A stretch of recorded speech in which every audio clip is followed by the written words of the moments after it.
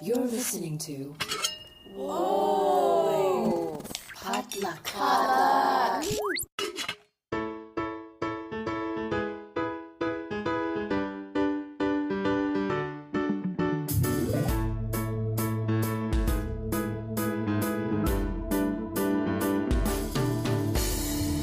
And hey, welcome to Books and Boba, a book club and podcast featuring books by Asian and Asian American authors. My name is Marvin Yue. And I'm Rira Yu. And we are here today with an author chat with Jane Peck, the author of The Verifiers and The Rivals. You may remember The Verifiers was our book club pick last month for February 2025. So really excited to have her on to chat about her books. As always, Books and Boba is supported in part by our listeners. So if you've been enjoying this podcast and would like to become a bigger part of our book club, head on over to patreon.com/booksandboba, where you can become an official member and gain access to our members-only Discord server, where you can chat with us and our fellow members in real time. And supporters at the Honey Boba level also gain access to monthly bonus podcasts, as well as the opportunity to help us pick a book to read for book club once every quarter. So we talked to Jane about her author journey, how she became a writer, and also where the inspiration for her online dating agency verification came from, and how she shaped her main character, Claudia, who is this amateur sleuth who's in both book 1 and book 2, and how her Asian background helps with her investigation. So a lot of fun topics that we dove into in this episode, and I hope you guys enjoy it. Yeah, so without further ado, here is our conversation with Jane Peck.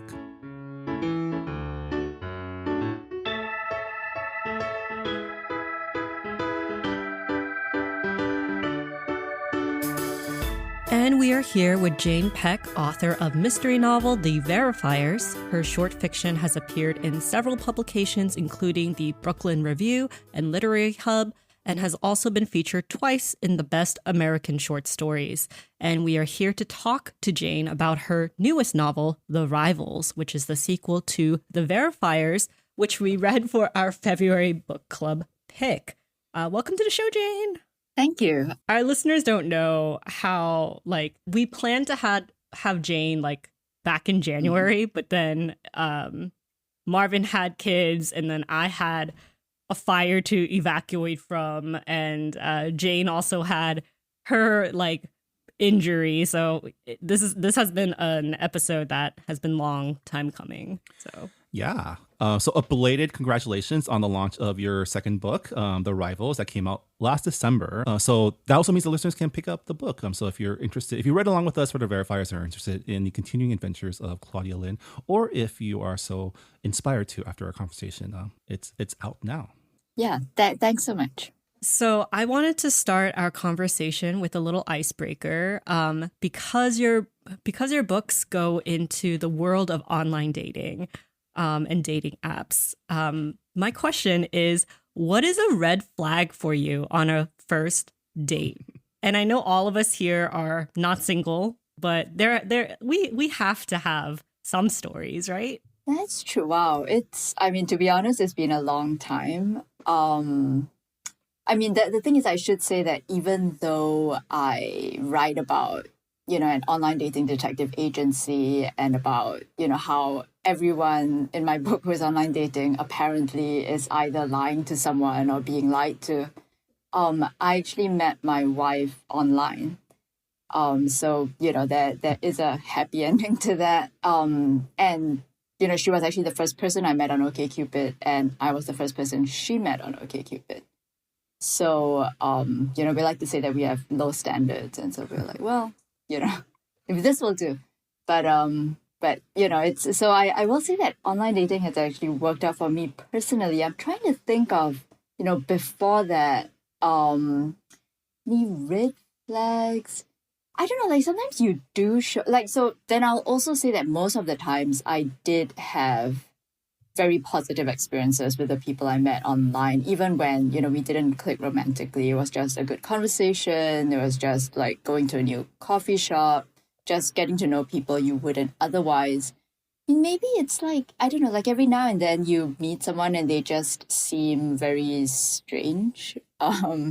And it's kind of almost more like a vibe, I think. You're like, this person is weird. I think that's kind of like the red flag that I would get on some of my first dates. There was never anything completely outrageous, but, it's kind of like, okay, not going to, Yeah, I think vibes are definitely a big thing. It's hard to quantify, but I get what you mean. I also met my wife online. Like personally, I think you run through your initial red flags when you look at their profiles and kind of see if there's someone you can vibe with, right? Especially if you're on the dating apps to hook up, then your standards are there's non-existent, right? Just foreign bodies is what you're looking for. But if you're looking for a relationship, there's certain things that like, okay, fundamentally, are we at the same page?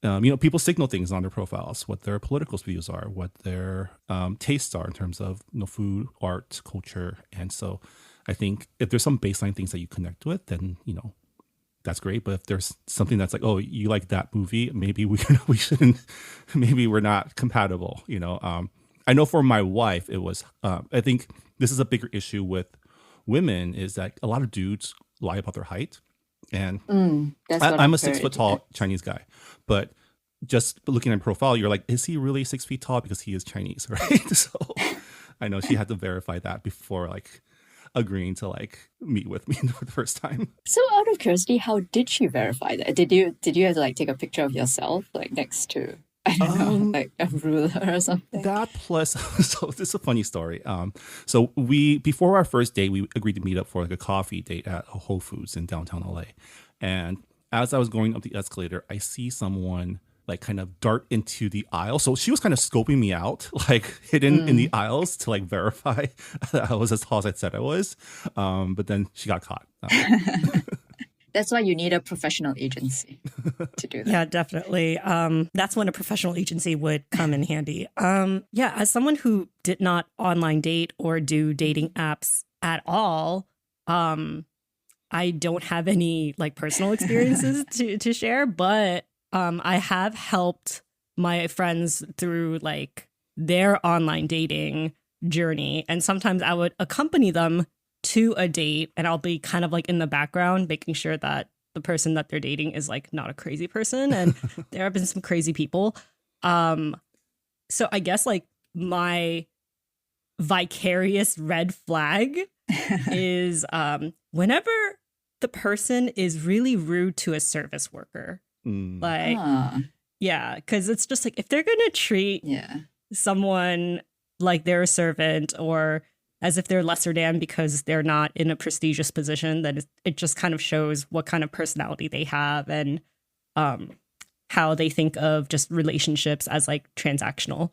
But that's actually a really good red flag. I might incorporate that into my third book and give you credit for it. Yeah, I think, and it's interesting. And sorry, we're jumping ahead a little bit, but I did want to say, since we're on this topic, that like the game of online dating has changed a lot too since when you met your wife and since when I met my wife. Like I met my wife maybe 9 years ago when apps were still, at least Coffee Meets Bagel was only like a year or two into their service, and that's how I met my wife through Coffee Meets Bagel, which is like a mobile app. And so like now, like 9 years on, like looking at like dating TikTok and dating social media, it's like because of the vast amounts of data that has now been generated, like the whole process is like essentially gamified, right? And that's kind of something that your book also explores as well. And it's I would not survive in today's online dating world, I would say. No, I totally agree. And it is interesting, and I think that was why, like I feel like when we talk about compatibility and what people put on their profile, I feel like back in the day, compatibility was kind of being determined by it was what you people would write long things in their profile about, like I am this type of person and I'm looking for this other type of person, and these are like my thoughts and hopes and whatever. And I feel like that just kind of got increasingly streamlined to the point where it's like pictures and like describe yourself in 3 words, and then based on that you just decide right away whether or not to meet. And I actually do think it's a really interesting way of thinking about how like kind of the online dating platforms have evolved in terms of how they think about compatibility, because I guess the idea is that there's a lot more data in the background. And so they're kind of just presenting you with profile after profile after profile, and then you just kind of swipe left or right. But it is actually a change, I think, from the way that it already started out, which was very dependent on lots of personal information from the user, kind of crafting their like exhaustive persona to put out there into the world, and hope that basically they were describing themselves as the type of person they would like to date, would want to date. And that's how I always felt with my profiles, which was that I was like, I want, like, who would I like to date and what would they be interested in? And, I would just kind of put it out there without, of course, ever lying about anything. Yeah. So, okay. Well, so like moving on to like the writing aspect, were you always a writer, or was that something that came later on? I'm seeing from your bio, it says that you're a lawyer, and we've seen lawyers make like the pivot into becoming authors. So I'm just curious as to what your journey was like. So I'll say that writing, like creative writing, is probably the one thing that has stayed with me like for my entire life. I mean, like as a child, just writing silly stories. As a teenager, writing a lot of angsty poetry, which is now buried and will never see the light of day. And I think, I was always probably most interested in fiction. I did do some playwriting as well, very early on. But I felt like at the end of the day, fiction was the medium that I liked most. I think also part of that is that I am like a huge fiction reader, and I enjoy reading literary fiction, but I also really love genre fiction. And even though I ended up writing murder mysteries, I actually originally did not set out to write either a murder or a mystery.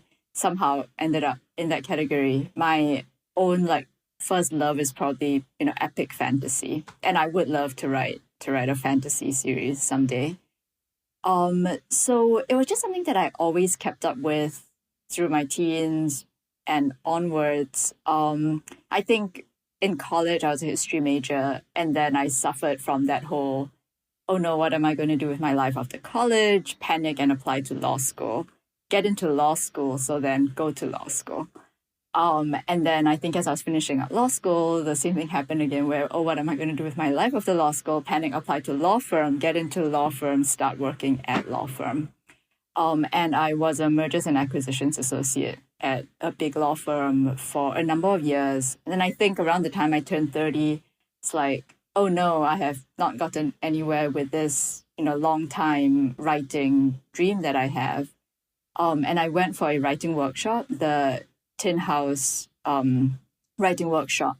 And I think that was quite transformative from a creative and artistic perspective. And that was really the first time since the college writing classes that I'd taken where I was in an environment where everyone was really interested in books and creative writing, and they had their projects going on, and you could just, ask anyone, like, what are you working on? And they would have an interesting answer. And, it was just a really great environment to be in.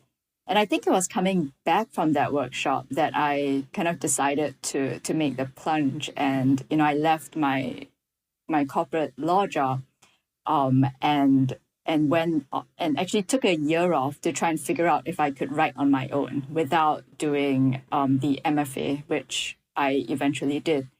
It's funny because I had actually, recently started dating my wife at that point. And after she told me, she was like, when I moved from being corporate lawyer to unemployed wannabe writer, she was like, I feel like I bought a ticket onto the Titanic. now she's my biggest supporter. But back then, it's funny. And so I spent that 1 year. I actually went back to Singapore, where I'm originally from. And I tried to, write. I had an idea for a novel that was the very, very, very early start of the verifiers in a very different context. And it was actually what I had workshopped at Tin House, the very genesis of that idea. But I just felt like it was really difficult for me, just, writing in that bubble and not knowing if I was getting anywhere, or, whether or not what I was working on would ever see the light of day. And so I decided to apply to an MFA, which I did at Brooklyn College. I had a great time. I think, the best part were my classmates. I felt like they were a great group. And then the teachers were also really good. And so it was there that I kind of restarted working on the project that would eventually become the verifiers. And then, of course, coming to the end of the MFA, once again, you panic what you're going to do after the MFA. And an opportunity came up, not at a law firm, but as in-house counsel for an investment company. And so I ran back into the safe arms of corporate law. And so that is where I still work. And then, I was just kind of doing the writing on the side. So I think, all in all, the verifiers probably took, like 4 or 5 years from start to finish, in order, to finally allow me to find an agent and then to kind of go out there and try to sell the book. But very glad that it worked out in the end. Yeah, I'm really curious. You said that the original draft for the verifiers was not meant to be a murder mystery, and you coming from this MFA program that primarily dabbles in literary fiction. I'm curious, what made you turn your draft into a murder mystery? What was the reasoning behind that? I know, and it's interesting because I do feel like there's that tension within the MFA program between this idea of something being literary fiction and something being genre fiction. And I think as a reader, I'm drawn to genre and also to, kind of types of literary works that kind of maybe move more into that category, like magical realism or speculative fiction. And I think it was kind of trying to figure out how to marry both kind of the literary style in which I wanted to write with genre elements which I really enjoy when I read. That kind of took me a while, and I think it was only maybe after the MFA that I felt like I kind of developed a sense of what I wanted to write. And for instance, the 2 short stories that are in Best American Short Stories are actually both fantastical short stories. They're based on Chinese myths that I kind of rewrote. And it was actually amazing to me that they got into those volumes, because if you read them, they have magic and, immortal creatures and, thousands of years of history. And so it was also quite gratifying to know that works that look like genre can also be regarded as literary fiction. With respect to the verifiers, the original idea I had, not the original idea, which was even more different, was that I kind of wanted to write a quieter kind of book. So I came up with the idea of an online dating detective agency precisely because, as we have been talking about, in the course of online dating, you do start to think about how genuine the people are who you meet, kind of, online and then for coffee or for lunch or going for a walk in the park. And you think about how crafted these online profiles are and how, because you have control over this persona, it allows you to present the best version of yourself to people who you hope will like you. And I just thought that was really interesting, not even from the perspective of people who were just, out to lie about how tall they are. But it also, in order to craft an accurate online profile, it requires a certain degree of self-awareness. You have to know who you actually are and what you actually want. And I just thought it would be really interesting to explore those gaps between, maybe how people think about themselves and then how they really are. And the original idea was that this agency would explore quieter kinds of mysteries, like why would someone lie about something personal? Maybe why would they lie about whether or not they were married, whether or not they wanted to have kids, things like that. but the problem was I felt like I was just kind of going around and around in circles without there being like real momentum. So finally I thought, fine, why don't I try killing someone? And then, we'll see what that does. And it worked. I mean, once you kill someone, then immediately the whole plot engine of the murder mystery kicks into action. You now have the crime, you have to figure out who did it. There are immediate high stakes because it is literally life and death. And then once I realized that I was going to lean into the fact that it was a murder mystery, it then allowed me to kind of talk more explicitly about various genre tropes, which I have kind of enjoyed when reading mysteries, while also, kind of like being a bit like, oh, really? You're going to be able to tell that this person is a killer? Or rather, you're going to be able to tell that this person is like, 6'3" with red hair because of a, fingerprint on the window ledge.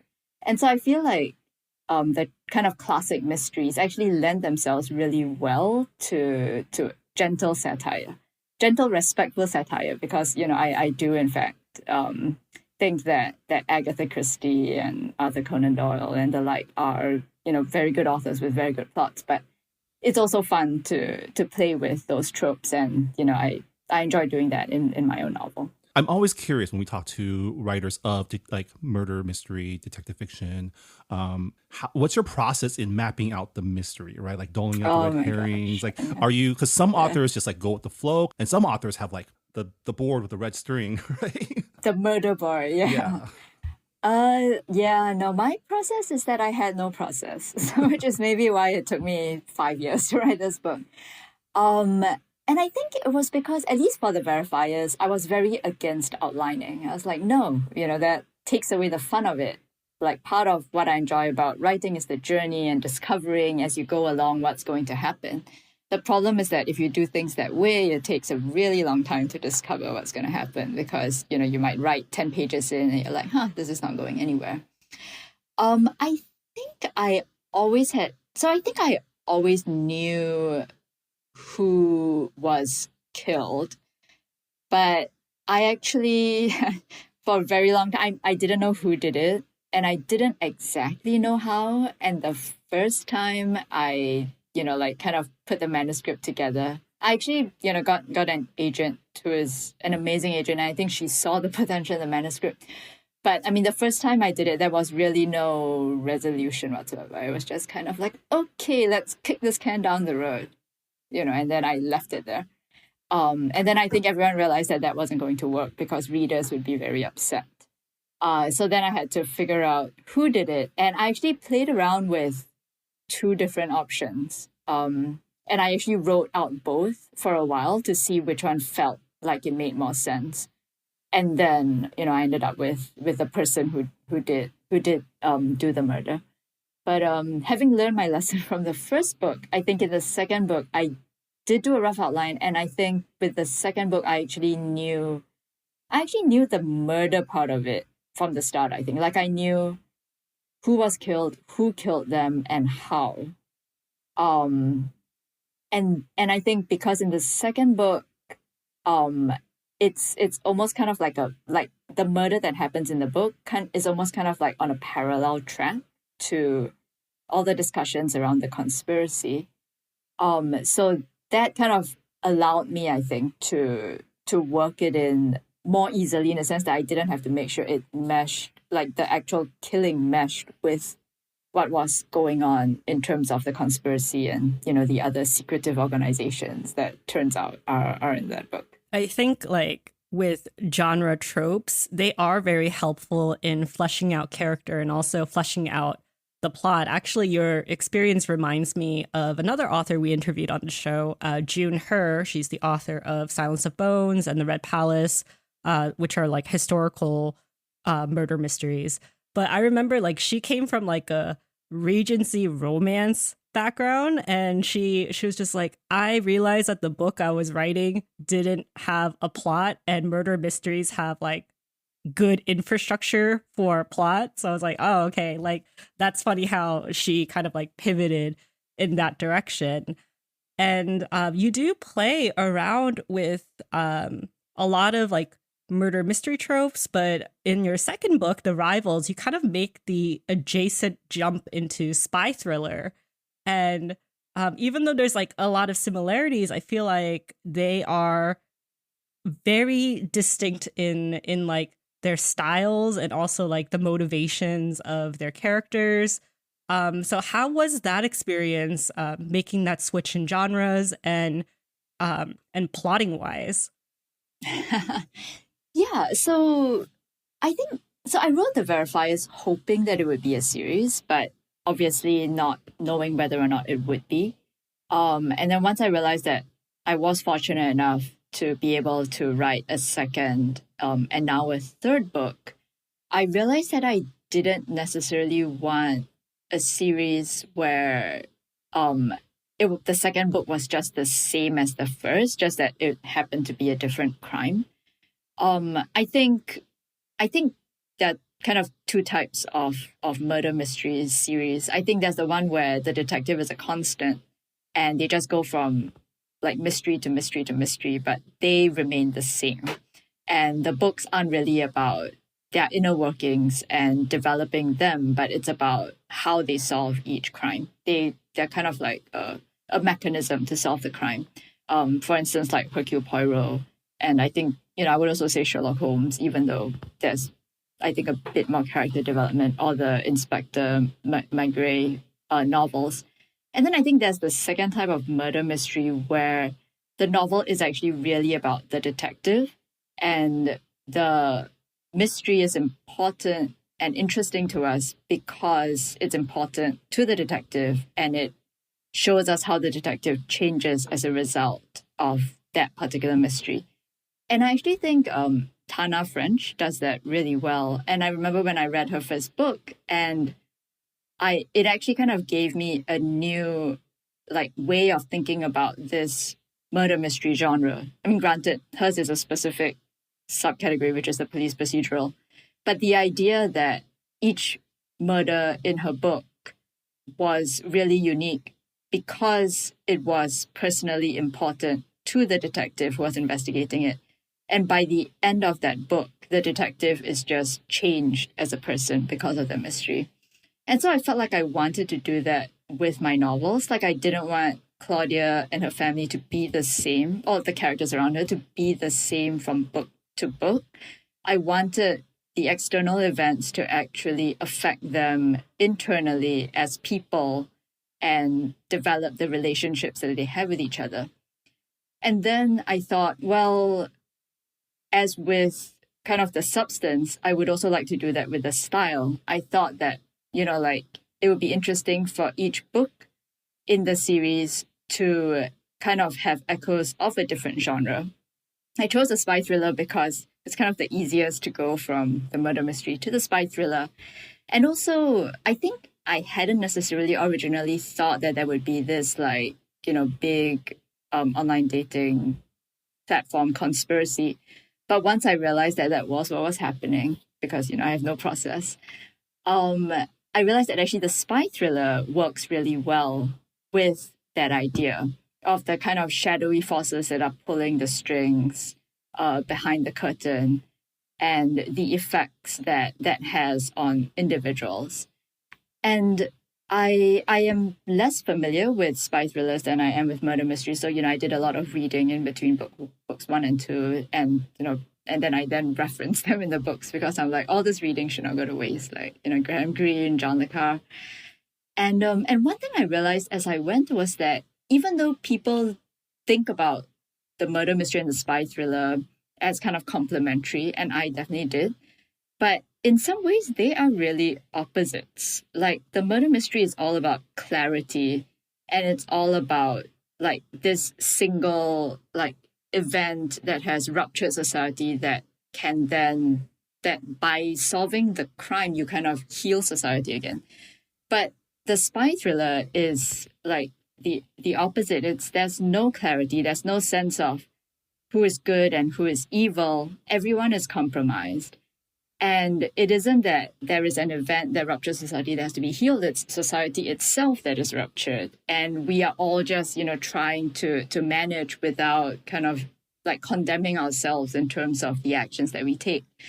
And I wanted to get a bit more into that as well, because I felt like it would also be interesting to complicate the characters and have them, make harder and harder choices as they go.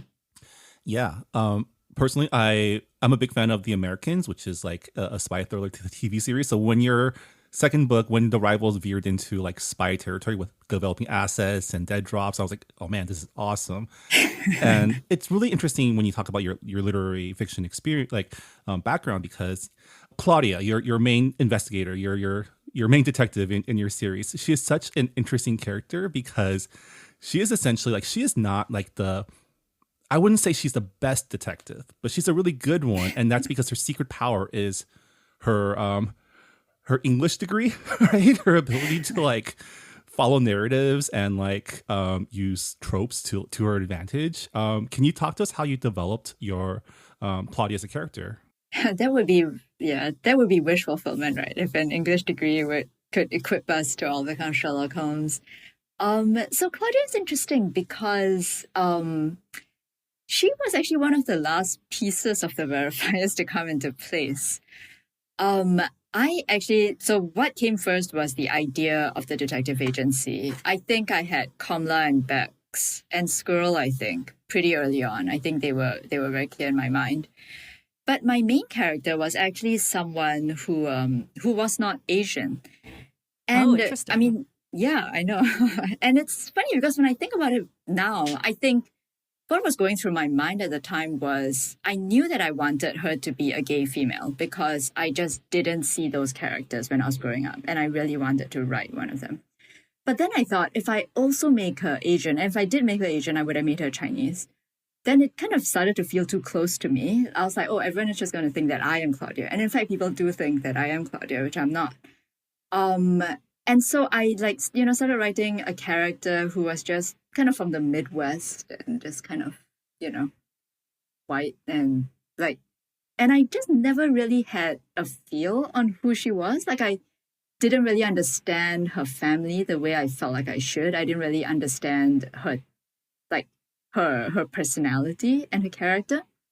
And then I actually had this epiphany. I think it was when the movie Crazy Rich Asians came out.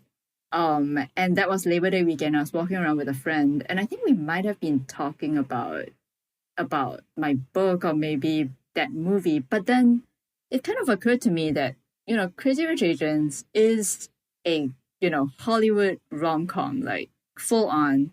And it's just that it happens to have, Asians in the cast and to be set in Asia. And I feel like that kind of made me feel a bit liberated in the sense that I'm just going to write an Asian female character who comes from an immigrant family, who's like the dynamics of which, I understand. And, I do have fun as well, I think, with various Asian stereotypes. But it was just kind of, like what I knew and what I was familiar with. And it's like, to me, it's kind of like, this is just who I'm going to write about. I kind of understood who she was and how she thought immediately. And in a way, the fact that she's Asian or the fact that she's gay, it's kind of like, I don't want to say incidental, but it's not kind of the point of the novel. It's more just that there are these people out in the world and they also want to solve crimes and, have adventures. And I'm just going to write about someone like that. I would say making Claudia Asian was such a good choice because she reminds me a lot of Miss Marple, like an amateur sleuth who uses their very benign appearance to, help them with their nosiness. And with Claudia, she always says she's a petite Asian woman and that gets her to be invisible, good or bad. Like it's up to the situation and people underestimate her. So I thought that was a really great way to play with Asian stereotypes, but also subvert them in a way. And I'm so glad that you made Claudia Asian. I'm so glad you came up with you came to that conclusion because Claudia's family dynamics as well. It dives into a lot of not just a singular Asian immigrant story because each each person in the Lin family, they have like their own distinct experience. So you have Claudia's mother, who, you know, immigrated to the States after she was like after her 20s. And then you have Claudia's older siblings, Coraline and Charles, who are generation 1.5, 1.7, it just in between, where they came after they were fully human beings. And then you have Claudia, who was born and raised in America. So how challenging was it to include all of those experiences in one family? And I know that you are someone who was born and raised in Singapore. So, you know, Claudia is not you. Claudia has a very different experience from you as an immigrant. Yeah, I would say as Asian Americans or people raised here, like the Claudia's family stuff was what resonated with us the most. In addition to the fun murder mystery, like I was invested in this family drama. Yeah, there's a lot of family drama there. Yeah, so I think, you know, once I kind of embraced the fact that of who Claudia was, then I think the fact that she would come from an immigrant family would be the case. Especially I think like kind of being from New York. And then, you know, like you said, I'm a first generation immigrant in the sense that I was kind of, you know, I was more or less fully formed, and then I came to the US for college.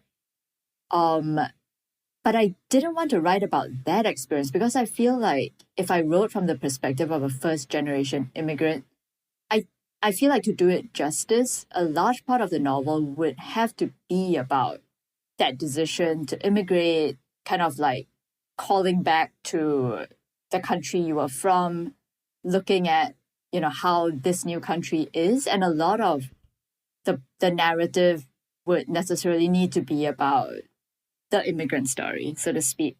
So I didn't want that, but I did want to get at aspects of that.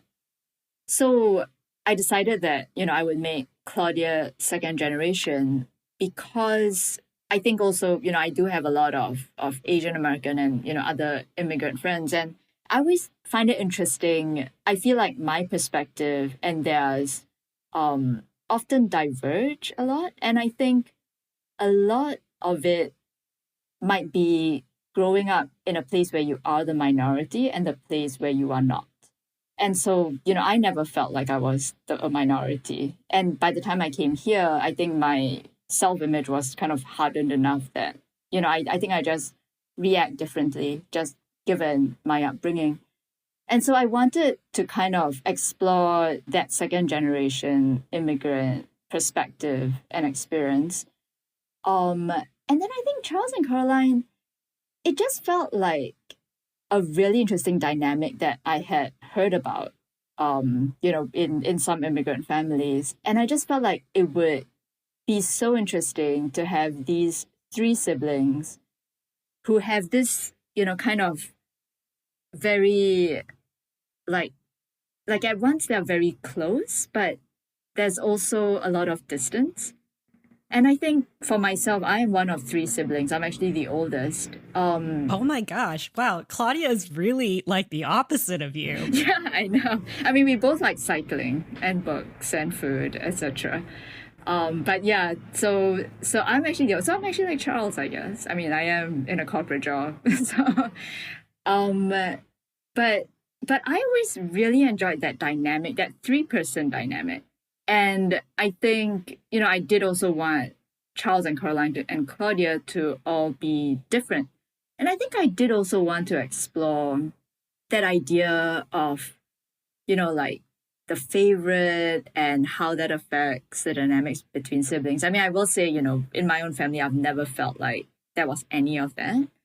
But I also feel like it is such an there's like so much there to explore. And so I think, you know, once I landed on that, I did know I wanted to have three siblings. I knew I wanted a first generation, a second generation. And then I was like, why not throw more in and, you know, see how it all shakes out. Yeah, I think we discussed this on our book club discussion, but it was really interesting that you made the main character Claudia the youngest sister and slash like the perceived favorite of the family, because I don't think we often get that perspective in Asian American literature, at least. Like it's always like we're always following someone who's chasing the favorite sibling, favorite family member. So it was really cool to see someone like see a story through the eyes of someone like coming to terms with like, oh yeah, like I had things that like my siblings didn't have, and they rightfully maybe resent me for it. Yeah, and I do like that idea that, and I think I get into that in the verifiers and a bit in the rivals too. But I do like that idea that like there can be so much love between people, but then there can also just be that gap. Because at the end of the day, there was that differential treatment growing up. And, there is that resentment, and it's legitimate resentment. So, what are you going to do? Like, how are you going to behave with each other now that you're all adults? But to a certain extent, their mother will always have this power over them, regardless of, how successful they are or how old they are. And that's why I'm also interested in shaking that up a bit with, like an introduction of another family member in the third book, perhaps. I will have to say, we've read books in this book club podcast where there has been like dysfunctional family elements, and like Marvin said, like the main character is usually not the favorite child, and it's usually someone who's like, okay, how do I set boundaries with my parents who who are like kind of borderline abusive, but at the same time they love me, like this messy relationship that we have. And Claudia is, she is the favorite. And in the second book, you have Coraline, who is, kind of reevaluating her childhood, and she is setting a boundary with her mother. And I'm just curious as to what did you want to explore more of with the three siblings in your next book? So I actually, and I kind of have some ideas. I think this was kind of building in the verifies and the rivals too, where I think Claudia realizes that she doesn't know her siblings the way that she thought she did. And I think in the third book, I think I want to explore some of, like, she has certain preconceived notions about her mother and her father. I think, I would like to explore some of that. And I think I would also like for her to realize that, to gain a deeper understanding with Coraline, I think that they kind of like her idea of who Coraline is and Coraline's own idea of who she is are quite different. And the question is, how does one reconcile that? And specifically with respect to, in the verifiers, it turns out that Caroline's boyfriend Lionel is writing about her life. Oh my gosh, he was such a douchebag. Yeah, I literally had a huge gasp when that plot point came up in the verifiers, but go on. I also laughed when it came back in the rivals, though. That you I know, the New Yorker. I also had just a bit of fun with the whole MFA aspects of things, in the verifiers and rivals. But so Lionel comes back in the third book, and I think he actually gives Claudia, I think, a different perspective into both Coraline as well as their childhood. And that's what I would like to explore for Coraline. I think with Charles, I have some ideas around, something involving Jesse, which will, I think, in turn kind of, and I think he's already kind of started there. I think with Charles, and it kind of shows in the rivals, his identity is kind of bound up in his work, his usefulness. So what happens when his work is taken away? He kind of has to figure out all over again, who actually am I and what do I want? Because I think he's never really had to consider that, because he's just kind of gone after, what he wants is just what he's expected to want. And then now that has just been kind of stripped from him, he actually has to figure out, what do I actually want? And I'm not sure where he will end up, part of me wants to like send them off to a monastery or something. But yeah, we'll see where they end up. I know, I'm very excited. Like, the Verifiers was a lot of fun to read. The Rivals was towards the third act. It got super, like, it was very thrilling. It was like it's very fast paced, and like things happen, and the way that you play with the fact that like the morally gray aspects of spy fiction, right, and the lengths and the underhandedness that Claudia digs into, that's fueled by her relationship with her mother. I thought that was really interesting how all that manifested. So, needless to say, I'm very excited that there is going to be a third book that's in the works. Excited to see what genre we jump into next. Not asking you to spoil it now, but excited to see where it goes. I know. I mean, if you guys have any ideas, I mean, I've been playing around with some, but if there's anything, feel free to let me know. Yeah, we'll just slide into your DMs then. There's so many, like, undercover. There's like moles. Like there's just like from spy there's heists. to heist. There's heists. I know. I would love to write a heist novel. I love that you gave yourself this framework to like play with genre, but also like it all makes sense because Claudia is a book nerd who just loves genre fiction. So everything can work. That's true. I just have to read up on it beforehand so that I can like reference with believability. So we're winding down to the end of our talk, and it's been such a lovely talk so far. You mentioned earlier that you were a cyclist, and that is something that you share with Claudia, and you capture the personification of each New York neighborhood like so vividly. As someone who used to live there, like I was like, wow, like this is very specific to like Greenwich Village and like and Brooklyn, and it's just so on point. Do you have a favorite neighborhood in New York, and what's your experience in the city as a cyclist? So I have to say that I actually love cycling in the city. I think when I had my injury, I couldn't cycle for a while, and I was like, oh, this is super depressing. I have to leave New York.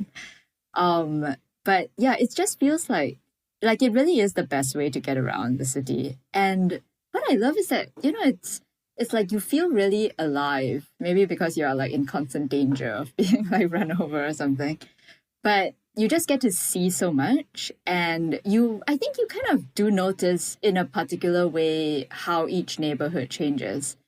And I feel like I built a lot of that into the novels. Like I think, for instance, in one of the scenes I'm talking about how she bikes down Williamsburg, and it changes from the super hipster to the Hasidic Jewish neighborhoods. And every time I cycle that route, it's just really interesting to just watch, one neighborhood just kind of shift into another. So yeah, I really do think, kind of, cycling in New York is one of the best things. And I did feel like I wanted to bring that into the novels. Like I felt like I wanted to portray New York in this way. In terms of favorite neighborhoods, it is hard, but I have a soft spot for Red Hook. Red Hook, yeah. Yeah, which is like inaccessible except by bicycle anyway. So then I was like, oh, of course, let's have Squirrel live in Red Hook so that I have an excuse to, send them to Red Hook for one scene. But yeah, no, I think also my neighborhoods in New York, and I don't know about you during the time you lived there, but I feel like my experience of New York in general just kind of changes through the years, like depending on what stage in your life you are. Like now I would never willingly go to the Lower East Side, I think, like, on Fridays or Saturdays. But I think, I do really like large parts of Brooklyn. And while I was doing my MFA, I lived in Brooklyn. And so that is always, has a lot of fond memories for me. I will say, as a new dad and also as someone who just hasn't cycled in big cities, I'm with Claudia's older brother, sister, and her coworker Bex. That sounds like a real good way to hurt yourself. No, that is true. I have had my number of accidents over the years. Knock on wood. But as I grow older, I go slower. So. I less will say, like, damage. as a pedestrian, I've been run over by cyclists before. So it's dangerous both ways. No, that is fair. That is fair. I feel like cyclists can be very obnoxious. That's true. Whenever I'm not on a bike, I'm like, oh my God, you're so obnoxious. Then when I'm on a bike, I'm like, everyone is an idiot, which I also try to capture in the books, I think. Yeah. Well, this has been a lovely conversation. Thank you so much for chatting with us. Congratulations again on your books. And this is usually when we ask what you're working on. Obviously, you're working on the third book in your series. But curious, is anything else going on in your writing endeavors, or is it just like the Claudia Lynn series is your main focus? So I think the third book in the series is my main focus. I have a couple of novel ideas which could potentially become new series that I had actually been working on at certain points in between the books. I do think my next project after these 3 books, unless I decide I would like to write more and Vintage would like me to write more, would actually be something like there's a new one of the ideas is kind of a step further into the future and more about virtual reality worlds, which I actually came up with because I really wanted to write an wuxia story. But I was like, how am I going to write an wuxia story in today's world where no one fights with swords anymore? So, my solution was virtual reality where people go back into the past and, they get to do whatever they want. I would also love to write a time travel novel if I can come up with a unique idea for that. And I think the third idea that I have had is actually more on the fantasy side with magic and all that, but really a take on kind of based on when the first British people came to China and those initial interactions between the 2 empires and the idea of translation and the role that translation can play in terms of shaping societies. So those would be what I'd like to write once I'm done with book 3. Well, as someone who wrote a murder mystery about a online dating detective agency into a murder mystery spy thriller, I will go wherever you take me. So good luck. Thank you. Thanks so much. And this has been really fun. And, those are great questions. And I've really enjoyed our conversation. And that was our conversation with Jane Peck. Her books, The Verifiers and The Rivals, are available now at bookstores everywhere, including, as always, the Books and Boba bookshop. So if you're interested in picking up any of Jane's books and would like to support not only us at Books and Boba, but also your local bookstores, head on over to booksandboba.com, where you can find our online bookstore under our shop links. All right, before we call it an episode, Rira, can you remind our listeners what book we are reading this month for book club? Yeah, so we are reading The Stationery Shop by Marjan Kamali. Yeah, so we are reading The Stationery Shop by Marjan Kamali, and it is a historical fiction novel that's set in 1953 Tehran, Iran. And there's some, not whimsical, but there's some melancholic, romantic storyline that happens throughout the book. So, not exactly a feel-good book, but we do have to diversify our reads sometimes. There's definitely some light moments. I am 2/3 of the way through the book, and definitely it's giving past lives, The Notebook, lots of it's a story about angsty love. Yeah, it's a story about 2 former lovers finding themselves 60 years after they were separated by the world. So yeah, excited to dive into this book with you. We'll be discussing this book in our podcast episode for next week. So you still have some time to share your thoughts if you finish the book on either our Goodreads forums or on Discord if you're a Patreon supporter. As always, we'd love to include feedback from our listeners in our discussion episodes whenever possible. So yeah, hopefully you can get your thoughts in before we record. But with that, that'll do it for this episode of Books and Boba. Thank you once again to Jane Peck for joining us, and we'll see you all next time. Bye, everybody. Bye.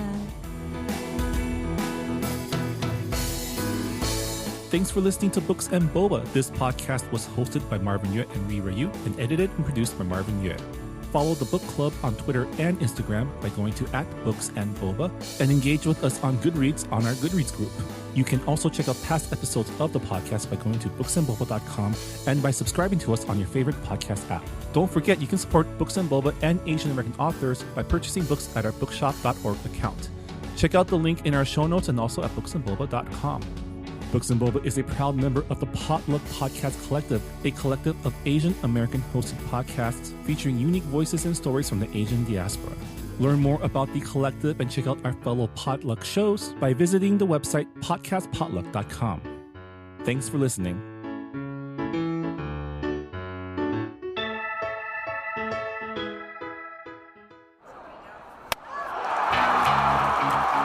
I'm Kim Cooper, and I co-host the podcast Asians in Baseball alongside Naomi Ko and Scott Okamoto. Asians in Baseball is exactly what it sounds like, a podcast about the Asian and Asian Native Hawaiian Pacific Islander Americans in Major League Baseball. Every week, we break down the highlights of what's going on with Asians in baseball and then take a deeper dive into the Asian and Asian Americans past and present who have shaped baseball as it is today. Whether you're Kim Eng's #1 fan or you've never even heard of Hideo Nomo, we've got something for everyone, especially for the Shohei Ohtani stans. Maybe too much for the Shohei Ohtani stans. Listen to Asians in Baseball wherever you get podcasts, part of the Potluck Podcast Collective.